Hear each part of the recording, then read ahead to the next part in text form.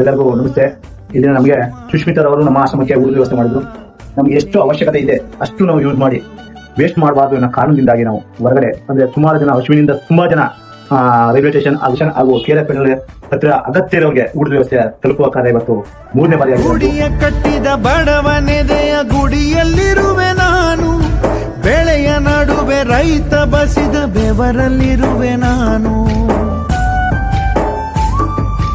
ಕೆಲಸ ನಿನದೆ ಫಲವು ನಿನದೆ ಛಲದ ಒಡೆಯ ನೀನು, ಇದನ್ನು ಮರೆತು ನನಗೆ ನಮಿಸಿ ಶ್ರಮವ ಪಡುವೆ ನೀನು. ಬಿಡು ಮತಗಳ ಜಗಳ, ಇದೇ ಕೆಲಸವು ಬಹಳ, ನನ್ನ ಒಲಿಸಲು ಮರುಳ, ಇರೋ ಮಾರ್ಗವು ಸರಳ, ನನ್ನ ಸೇರಲು ದಾರಿಯು ನೂರು, ಅದಕ್ಕೆ ತಕೆ ಈತ ಕರಾರು.